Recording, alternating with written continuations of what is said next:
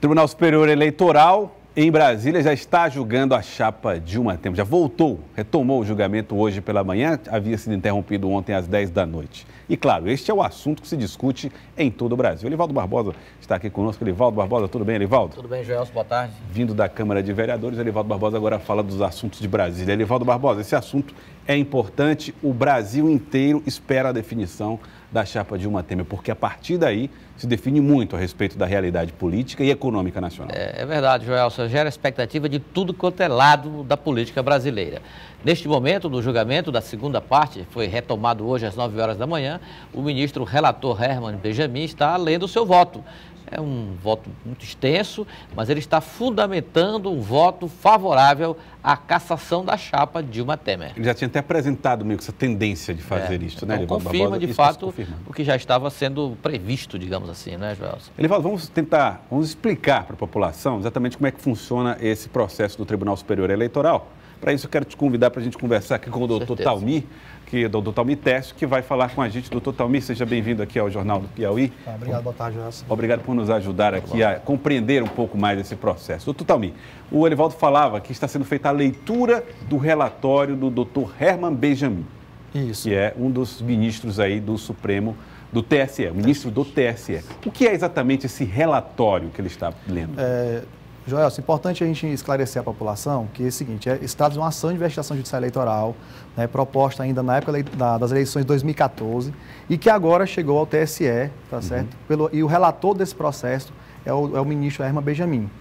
Então, nesse momento, após a defesa, né, a fala da defesa e bem como a acusação, ele está proferindo, né, o voto dele, inclusive hoje já ele exclui, né, quanto à questão das preliminares arguídas, né, pela defesa e acolhendo as provas da Odebrecht, né, do processo judicial e que vai gerar um certo temor, porque o medo da defesa era exatamente essas provas serem acolhidas. Aí complica a defesa nesse caso. Exatamente. Em outras palavras, é tudo que a defesa não queria. Não queria. Era que as provas da Odebrecht fossem consideradas. Agora, por que, doutor Talmir, que a princípio o que foi dito pela Odebrecht, de que houve a campanha, a ajuda financeira, poderia não ser levado em consideração no julgamento desta chapa? O que alega a defesa é que, na inicial, os fatos apurados posteriormente não continham na petição. Tá? Então, os fatos surgiram posterior à petição, ingresso da petição inicial. Então, a defesa arguiu nessa preliminar que essas provas fossem excluídas da ação, tendo em vista que na petição inicial de ingresso ainda em 2014, elas não foram suscitadas. Porém, que o procedimento de uma ação de investigação judicial eleitoral, o nome já submete à apreciação de provas, né? Então, foram colhidas, inclusive solicitadas, né, pela relatoria, a oitiva de pessoas ligadas ao Odebrecht e que vieram ao processo e as provas estão todas constantes nos autos. Então, essa questão que foi colocada como uma questão até para ser apreciada antes do julgamento, se aceitava ou não as provas, já foi considerada pelo relator uma aceitável. Então, ou seja, os casos que vieram depois do início da ação vão ser considerados. Isso, Elivaldo, compromete completamente a defesa. Apesar de não ter sido não houve uma manifestação do plenário, mas parece que essa situação já está secundarizada no julgamento. O que os ministros, eu imagino, doutor, que eles devem agora se ater exatamente, o voto do relator se acompanha ou se rejeita, né? Se rejeita, exatamente. Então, posteriormente, a leitura do voto do relator, os demais ministros irão proferir seus votos, né? E aí tecerão seus argumentos por conta se vão favorável à cassação ou contra a cassação, né, da chapa Dilma Temer. Esse é o relator Herman Benjamin, esse que está aparecendo no exatamente. Vídeo. Ele foi quem leu tudo, acompanhou todos os depoimentos, ele está por dentro de detalhes desse processo. E agora ele aceita que as provas da Odebrecht sejam incluídas. Todos os ministros agora serão obrigados a também aceitar que essas provas sejam colocadas nos autos? Bom, nesse momento não. Aí os ministros irão, no ponto de divergência, se aceitarem, né, o voto do relator ou contrário ao voto do relator e terão que expor os motivos, né, de não concordar e acompanhar o voto do ministro. Então eles podem discordar, mas todos vão ter que aceitar que essas provas sejam incluídas. Bom, agora outra questão. Só quem conhece em detalhes é o relator Herman Benjamin. Claro. Os outros 6 ministros não conhecem profundamente esse processo. Isso. Eles podem utilizar que recursos para ter mais tempo para acompanhar tudo que está ali? Bom, o que está se levantando é a possibilidade de algum dos ministros pedir vistas do processo para que possa realmente se aprofundar. O que a gente ressalta é que, inclusive, a boa parte dos depoimentos, né, da Odebrecht, eles tornaram-se públicos, né, durante esse ano, então o que gerou toda essa questão. Inclusive, o ministro ele cita, né, esse fato na leitura do voto dele, tá certo? E fundamenta também o seu embasamento na legalidade, né, das provas constituídas durante o processo, e fundamentando bem a tese de que as provas foram coletadas durante a instrução processal, o que a lei permite. Uhum. E sobre, doutor Tássio, punição diferenciada, Dilma Temer, do ponto de vista de perda de mandato, é possível?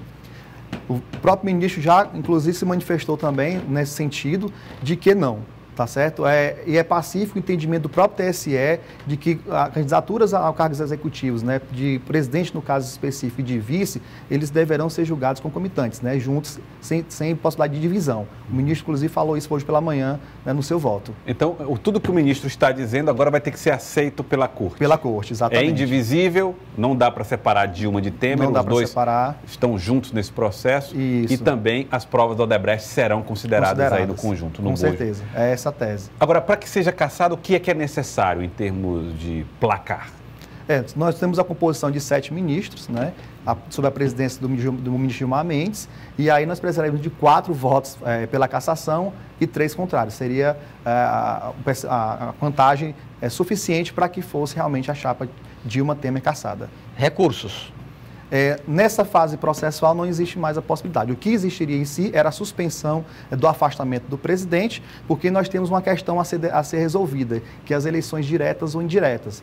A lei, a 13.165 de 2015, ela antecipou o prazo para 6 meses. Então, 6 meses ao final do pleito, nós poderíamos ter eleições diretas. Porém, a Constituição, ela fixa um mandato de 2 anos. Então, nós teríamos pela Constituição 2 anos, e agora, nessa fase, com 2 anos e meio após, né, a diplomação, teríamos eleições indiretas e vai caber ao Supremo Tribunal Federal decidir essa questão.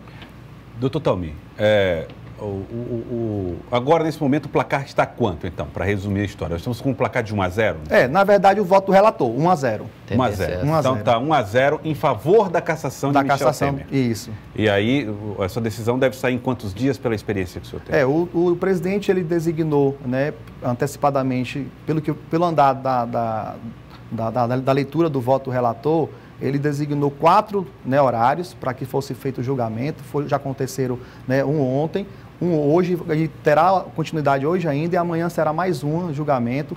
Então, possivelmente, possa até se estender um pouco mais, né, por conta da leitura. É um processo extenso que demanda muito cuidado, mas eu acredito que a maioria dos ministros já tem um voto, o relatório já preparado. Já tem uma convicção. Já tem uma convicção, e a gente vai acompanhar e observar, né, quais são os fundamentos para que eles realmente possam fundamentar seus votos. Arriscar palpites é impossível.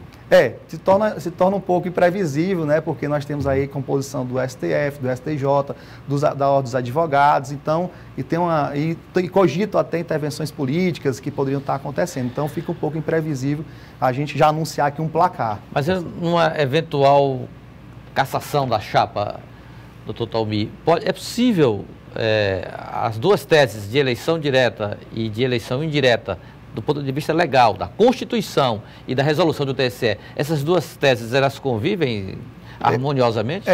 Existe uma tese colocada de que a Constituição se aplicaria para caso de vacância, morte, né, do presidente ou do vice-presidente. E no caso da própria lei eleitoral, se aplicaria em si num caso específico de cassação.